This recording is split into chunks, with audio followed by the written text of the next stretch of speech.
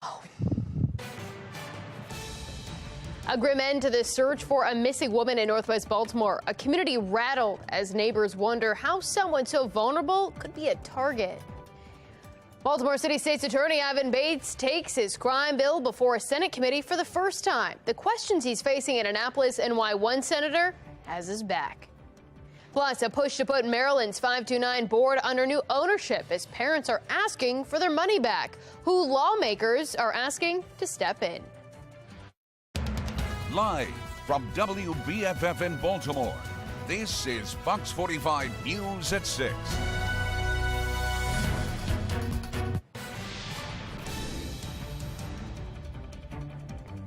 Good evening, I'm Mackenzie Frost in for Mary tonight. We're following two breaking stories tonight at 6 o'clock. Police now saying a man shot in West Baltimore has died at the hospital.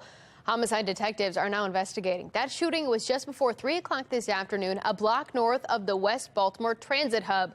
There is little information other than the victim is a 33-year-old man. No information was given about the shooter. Also breaking, a grand jury has indicted Sean Brunson on vehicular manslaughter charges related to a February police chase and crash that led to a building collapse in East Baltimore, killing a pedestrian.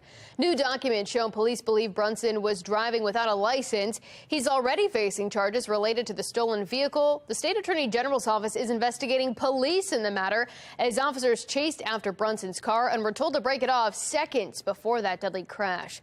The next hearing is scheduled for this Friday. A tragic end to the search for a missing woman in Northwest Baltimore as police identify the remains of 75-year-old Versie Spell, found in a container earlier this month. Fox 45's Maxine Stryker has the story. Spell was reported missing last October and in vulnerable health. Today, those who live and work near where her body was found are shocked that anyone would prey on an elderly woman in bad health. We stay pretty busy. From her shop along Garrison Boulevard, Do t-shirts, signs, and banners. T. Daniels can see a lot. It was around the corner. But it wasn't until earlier this month something out of the ordinary caught her eye. We were coming down the street and they had it taped off. And we just didn't know what was going on. It was March 7th when police discovered human remains in a container along Liberty Heights Avenue. You just never know what's going on around you. Today, those remains identified by police as 75-year-old Versie Spell. Oh my gracious. I mean, what would have precipitated that? It's really sad to hear that it was somebody who was older and vulnerable in the community and was taken advantage of. Spell went missing last October. Her sister said she suffered from lupus and polio and used a cane to walk. Her cane was in the hallway, in the foyer, in a chair. So she have no stuff to walk with. They found her keys in the basement, and my niece found her glasses outside on the grass near the steps. They had a feeling something wasn't right after they found her home broken into, but still, they kept the faith. I have hope. I'm hoping the Lord will bring her home safe. But if not, just bring her home no matter what state she's in so we can have closure. Spell's body was found just a quarter mile from her home. People just don't value life anymore. Leaving neighbors with the exact same feeling. It's more and more going on where you're not safe anywhere. It's not safe anywhere nowadays. They say if someone is willing to prey on the elderly and dispose of them like they did, no one is off limits. Crime in general is out of control. Something really needs to be done. Somebody needs to come up with a formidable plan, that would stop all of this violence. And from how Daniel sees it on her porch, everyone deserves better. Well, there's always some frustration because people just want to live in peace. And the violence makes it unpeaceful. Anyone with any information is asked to call the Baltimore police. In Baltimore, Maxine Stryker, Fox 45 News. And just into our newsroom, City Council President Nick Mosby now said to be in compliance with the city's ethics board's orders regarding the legal defense fund established in his name. This follows an appeal that upheld 2 violations found against him. In a statement online, the board writes, quote, "The board is confident that Council President Mosby has complied." Mosby was ordered to cut ties with the fund, and the ethics board says it has received the documents it's requested. I love my community, but I also see my community suffering. And so if it's suffering and I can do something to help it, that's why I've chosen this path. As a crisis continues on Baltimore streets, City State's Attorney Ivan Bates is lobbying for his legislation in a Senate committee for the first time this afternoon. Bates is seeking to raise the maximum penalty for illegally carrying or wearing a gun for anyone 21 years old and older. Currently, that max sentence is 3 years, and Bates is seeking to raise it to 5. The legislation is being debated in both chambers, but today was the first time the Senate Judicial Proceedings Committee took up the bill. Bates continues to say the legislation will serve as a deterrent for criminals using guns. The top prosecutor in Baltimore also notes the law for people facing the misdemeanor who are between 18 and 20 years old is 5 years as the maximum penalty, and he says this really would simply level the playing field. During the committee, Senator Sidnor questions why not lower the max to 3 years for everyone. The harsher penalty would be, i.e. doing local time as the maximum allowable sentence, or the threat or potential of going to division and correction for a few months. Despite the legislation looking to close a loophole in the law when it comes to sentencing, Bates has faced opposition and some criticism from lawmakers and others arguing the bill could lead to mass incarceration. Senator Corey McRae, the sponsor of this bill in the Senate, made it clear why he believes the legislation is necessary. When he said that this was his only priority that he wanted to put forward, I was torn. Knowing that the election that just happened for City State's Attorney was very contentious, but the people decided that this was the direction that he wanted to go to. And he was very clear and concise with his message. I get the holistic piece of it, but at the end of the day, the person that's leading public safety, one of the people that's leading public safety in my jurisdiction, when challenges are happening with public safety, I feel compelled to stand next to him and say, hey, this is a moment to lead, and we have to lead in the right direction and send a clear message. Longtime Baltimore pastor P.M. Smith standing in support of Bates in Annapolis for that bill hearing today. He says politicians should look at the election results, with more than 70% of voters rejecting former City State's Attorney Marilyn Mosby and her policies. The Democrats run this state.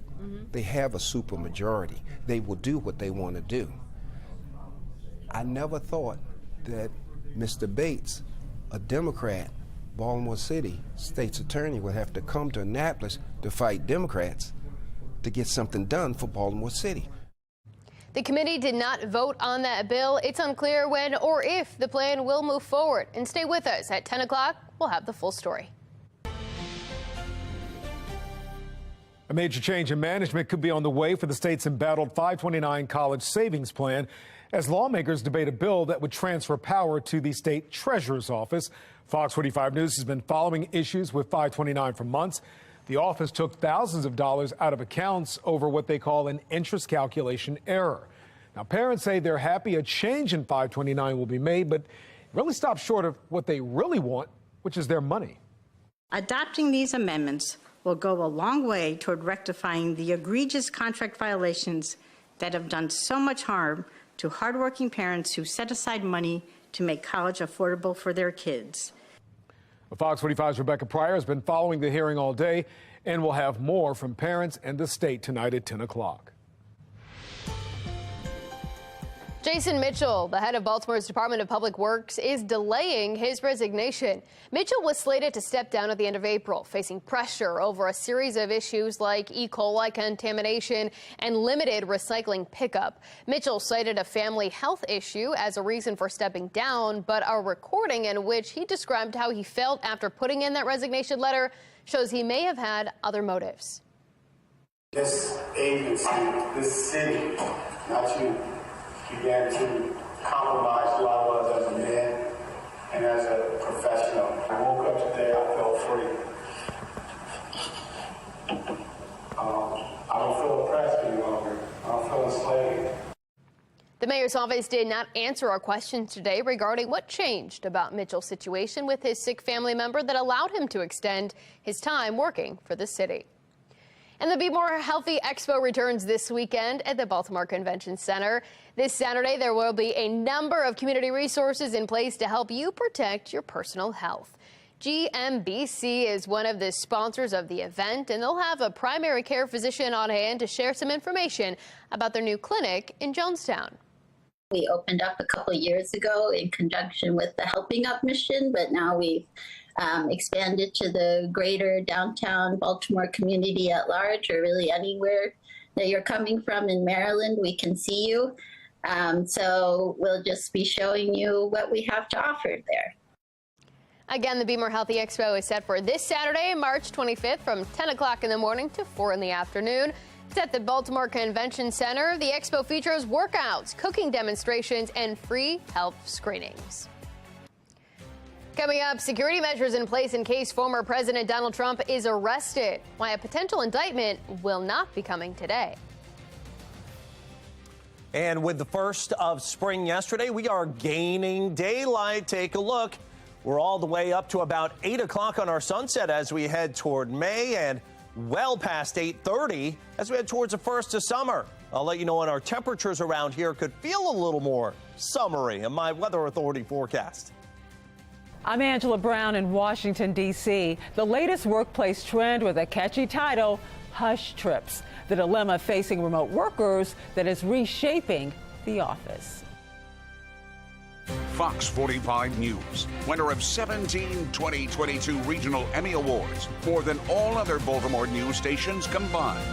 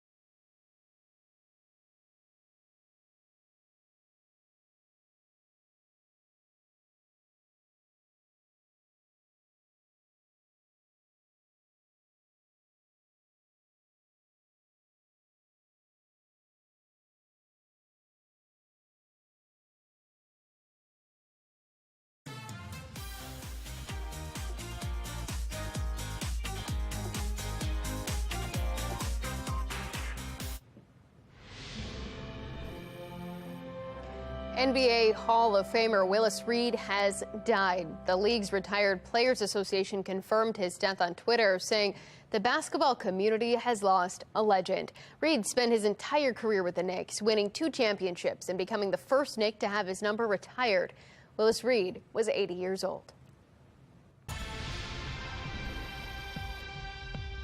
Former President Donald Trump tells the world he'd be arrested today, but so far that hasn't happened. Instead, a grand jury is scheduled to hear another witness as the former president faces allegations of illegally paying hush money to cover up an affair. In the meantime, many are weighing in on what the case could mean for Trump politically. I don't know what goes into paying hush money to a porn star to secure silence over some type of alleged affair. I can't speak to that. Maybe that speaks more of the man, that he's never been held accountable, and it's something like this that maybe finally catches up to him. Only 8 House Republicans have endorsed Trump in 2024, as others could be watching to see how this case plays out legally. Mackenzie? A growing dilemma for remote workers deciding whether to tell their boss if they plan on working from home while not actually at home. The National Desk's Angela Brown looks into a growing trend of hush trips. The numbers are off the charts. The U.S. Census Bureau says over 27 million people in 2021 worked primarily from home, tripling from 2019. But not everyone working remotely is doing it from their home, and many are not telling their boss. Quiet quitting, the great resignation. Now add hush trips. It means just how it sounds. I'm not working from home, although my employer thinks I am. Remote workers are ditching the home office for vacation spots to work. Hush trips. Still completing projects, just not telling the boss where they are. I think where you run into trouble is where the worker is pulled toward activities that would be more associated with a vacation, while they're also basically trying to be present for that work. Here's the survey grabbing everybody's attention. Website RV Share commissioned a survey from Wakefield Research. It found that 56% of working American adults say they are very or extremely likely to take a hush trip. 36% of Generation X and millennials claim to already have one planned for 2023. We asked career strategist Julie Bauke, do you tell your boss? The argument is, yeah, but you have vacation days for that. You need to tell us where you're working. I would disagree. I say, as an employer, you need to worry about the work getting done. You don't need to worry about where the person is when they're doing the work. Hush trips may help with burnout, but experts say it could create an HR nightmare, spark security concerns about bringing employer-issued computers out of town, or even break company trust because you didn't tell anyone. Mark Hamrick from Bankrate says it's better to be upfront. In other words, to say, well, I'm going to be in Hawaii next week, and while the time zone change is significant, I'm still going to be present during the hours that I'm expected to be at work, let's say West Coast time. So it's about communication. Legal experts say the first thing businesses need to do when it comes to regulating hush trips is to have a clear travel policy in place. In Washington, D.C., I'm Angela Brown.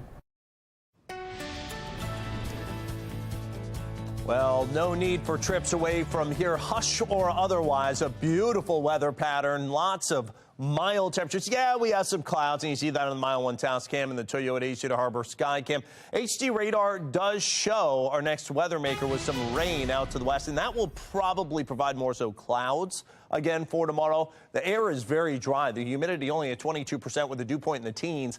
That means it is just that, very dry, not a lot of moisture to work with. So even if rain tries to get here, it is just going to manifest, at least initially, as cloud cover. And we're seeing just the clouds today, 58 on the Mile 1 Taos cam. And overall, pretty nice day. A good day for a jog or a run or an outdoor lunch. I know I had my windows wide open on the way into work today. Temperatures in the 50s right along the Bayside. You get a few steps away, though. We are into the 60s, had highs in the mid-60s at 64 today here in Baltimore. We've seen a little bit of a drop off at 58. That may be aided by some of the water temperature kind of bleeding in with water temperatures in the 40s. In the Chesapeake Bay. You get farther away from the water, we're still kind of hanging out near 60 degrees. All these temperatures, they are a lot warmer than they were yesterday and the day before, gaining about 10 degrees each day. We're about 5 to 15 degrees warmer than yesterday at the same time. HD radar shows one portion of our next weather maker around St. Louis and Chicago, and then it gets into kind of a wide expanse with flooding, heavy snow, heavy rain, thunderstorms even on the West Coast. And I think we'll get into some of that weather as we head into Thursday, Friday, Saturday. But for now, it's pretty nice. Fair weather high pressure is our fair weather friend. That's been controlling us with dry weather. Again, the good outdoors weather, even checking out some of the blooms and some of the cherry blossoms down in D.C. It's been good today. Should be good tomorrow, too, although this rain, as it heads toward us, could provide some clouds. But most of it kind of sifts down to our south for tomorrow. And then more of that western moisture works in waves as we head toward Thursday. Could see some showers in the morning and maybe some on and off rain on Friday, maybe even into Saturday. So the future scan says it's still just some of the clouds overnight tonight, mostly cloudy skies, upper 30s, low to mid 40s for lows by tomorrow afternoon. We're well into the 50s, even the low to mid 60s once again with some gray skies. And then Wednesday night into Thursday morning, you'll see the rain moving in. There's some heavy patches in there perhaps. So keep that in mind for the Thursday morning rush. And then as we head into Thursday afternoon, that mostly moves east. I think we have a warm day there with highs in the 70s. 38 mostly cloudy for tonight. Seasonable chill for tomorrow, 63 with lots of clouds. Still kind of a mild day, and it warms up even further as we head toward week's end. I'm going to let you know how warm it's going to get, and also when we have a cool down, how cold it's going to get once again. And there is a cool down in that exclusive 10-day forecast in a couple of minutes. Weather Window, presented by the National Weather Desk. An unusual sight over coastal Alabama. You are seeing part of a halo in the ice crystals of an ice canal. It's related to a hole punch cloud. That's when there's a gap in clouds, often caused by an airplane. Be careful where you swim in coastal Washington state. You might run into a pair of orcas. But there are no killer whales visible at Florida's Miramar Beach. Just a bird enjoying the sunset. For more content like this, like the National Weather Desk on Facebook.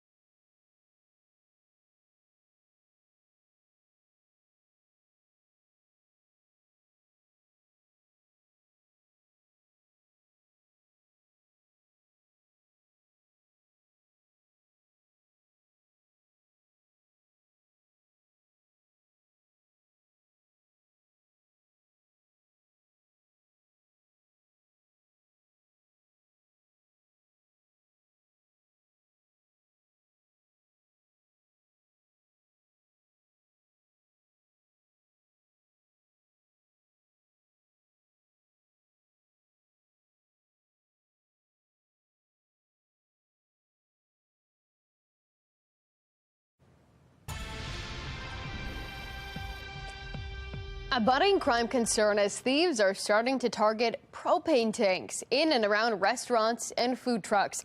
Megan Allison from our Sinclair sister station in Portland, Oregon, has the details.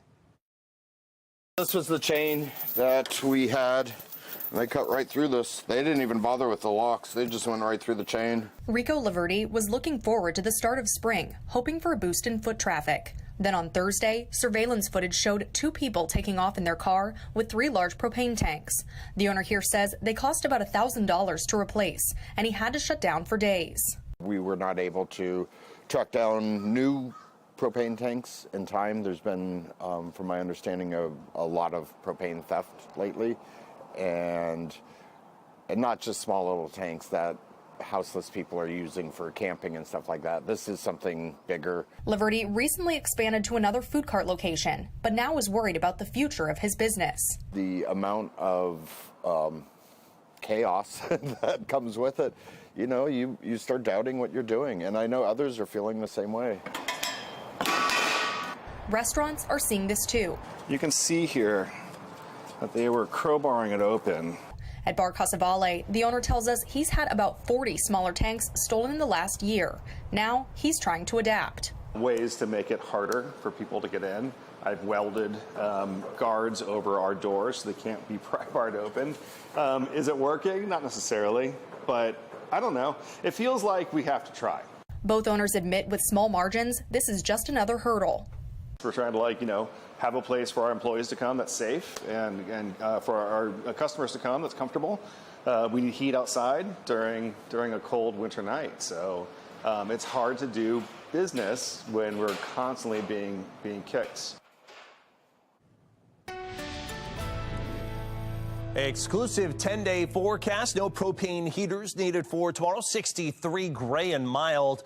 It's 73 on Thursday. Some mainly morning showers. Gets unsettled here. Showers and cooler with a high 59 on Friday. Saturday, Be More Healthy Expo. Come visit us at the convention center.